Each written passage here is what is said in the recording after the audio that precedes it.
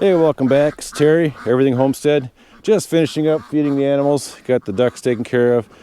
Took care of the chickens, the sheep, the dogs, cats. And it's extremely cold out. But today's video, I'm going to talk about something that's a little bit closer to home. And for me, it's just a little bit embarrassing to talk about, but we'll get through it. There are times when, how else to say it, you just have a hard time getting it up, and that's embarrassing enough as it is. And what can make things even worse is when it's up and you can't get it down. And so I'm here to explain how to take care of that, because right now I'm dealing with that problem as we speak. And it doesn't get any worse when you've got your wife there saying, well, is this going to make me late for work and all that kind of stuff. But let's fix this problem, because right now I have the problem because my garage door is stuck up and I can't get it to go down. So let me show you how I fix it. So right now this primarily happens in the cooler weather, actually the really cold weather.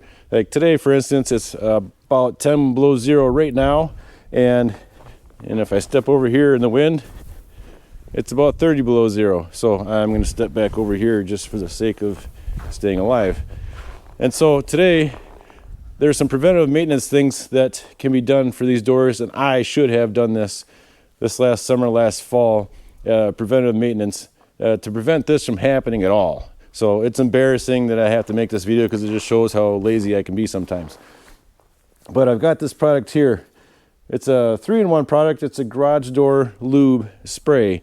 And I'm going to show you how to apply this thing to various parts of this garage door. And so this will never happen. And I'm guessing a lot of you right now, even today, if you're watching this, if you all have the same cold weather I have, you might have the same problem. The biggest concern about this for me is that if you don't completely trust your neighbors and you've got to go to work early in the morning and you pull your car out of the garage, and you're going to leave and it won't shut because it's stuck there, because the hinges are so frozen it won't move. The motor isn't powerful enough to push it down. And you've got everything in your garage wide open for everybody to see, and you've got to go to work for at least 8 hours, leaving it wide open. So that bothers me, bothers my wife, and we don't want that to ever happen. So the first thing I want to do when I get stuck in a situation like this, and this has happened a few times in my life, so I've unfortunately done this before, you want to get the door shut. Number one, to keep that cold wind out when you're doing this lubrication of the parts of the door.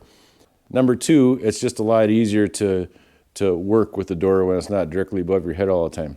So what I'm going to do is I'm going to take, and this is something that anybody could do, just get a big broom, and what I'm going to do is I'm going to push the opener, and I'm just going to help it by pushing it with this broom. It'll give it enough power to get it shut.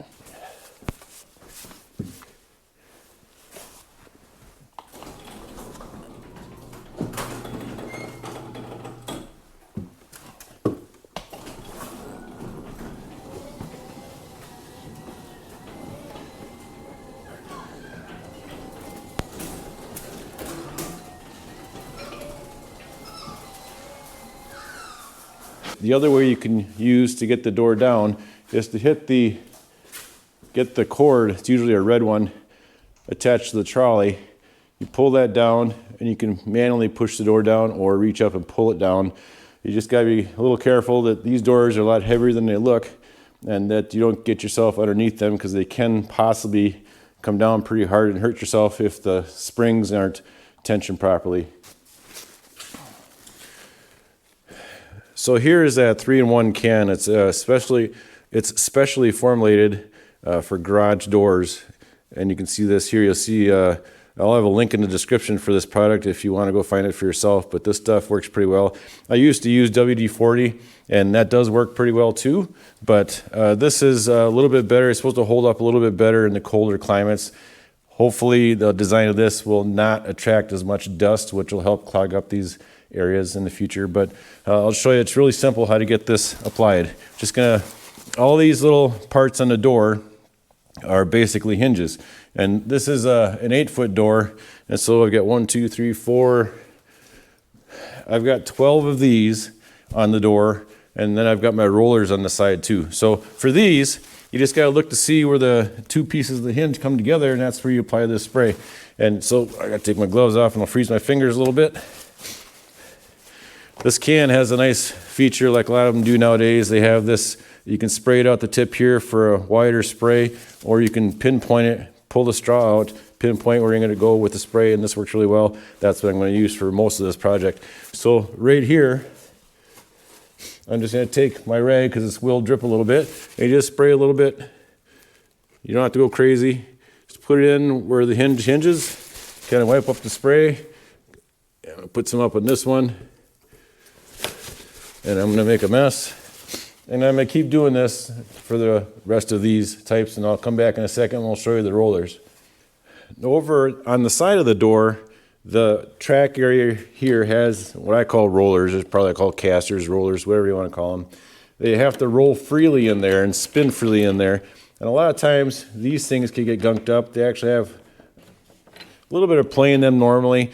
One thing you got to check is if they're really messed up and they're really wobbling like this, that can cause them to bind too. And if that's the case, you can still oil them, but there's a good chance you might have to just replace these. And you can get replacement ones of these. They're not too expensive, but that'll help fix your problem too. But for this video, I'm just going to show you the points on here because there's a couple of spots that you might not think of to spray on these.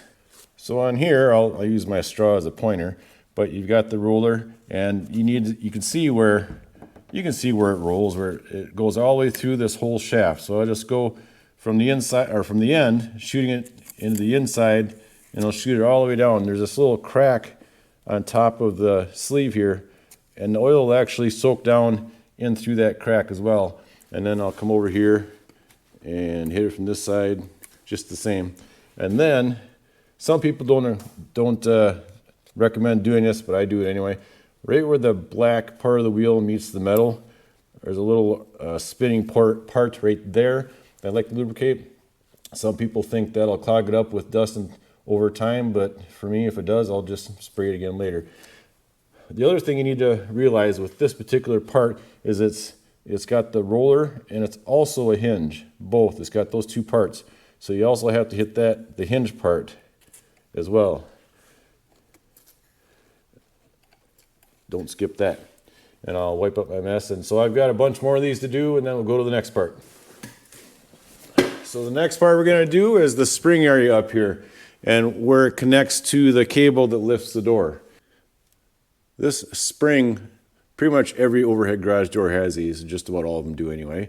It's a tightly wound coil that gets set under so much pressure that it's got to be set just right to lift your door. So if you ever have to come back at some time and adjust the settings on this thing, you don't want this spring to be rusted on itself because it needs to articulate. All those little coils need to be able to move if you need it to move. So I just take my spray and I'll just spray it along the top of here, and I'll try to make as little mess as possible. I'll put that on here and then rub it in.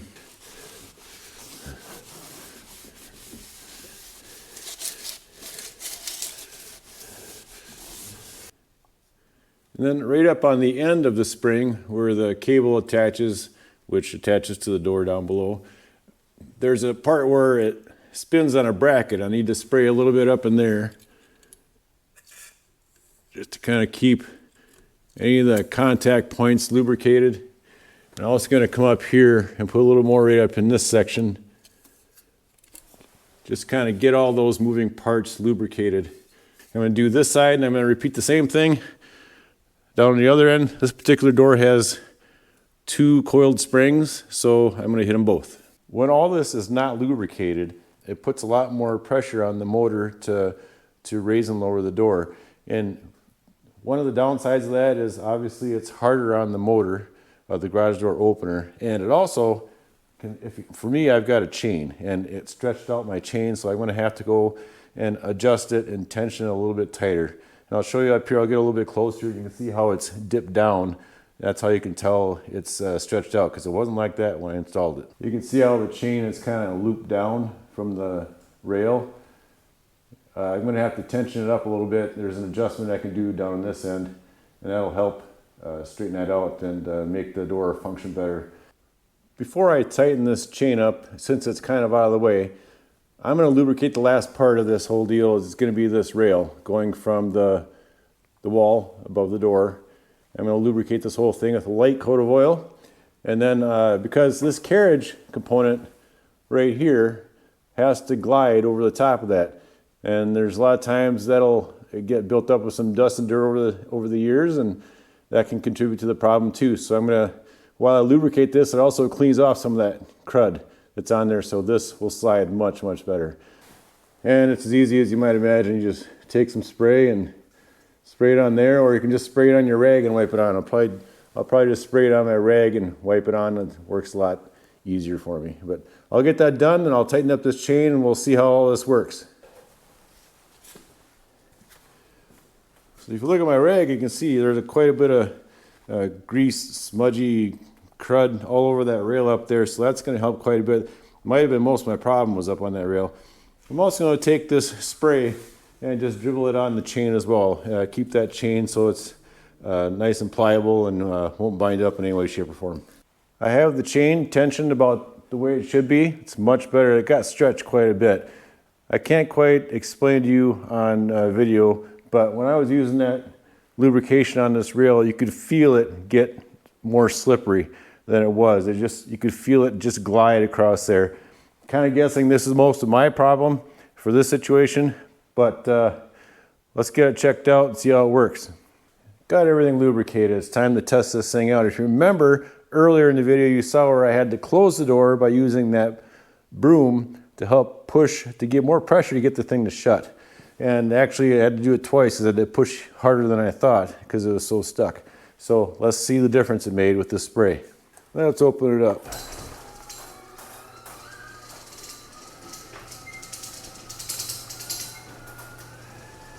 It's actually opening a little bit quicker than it did before, which is not to be unexpected.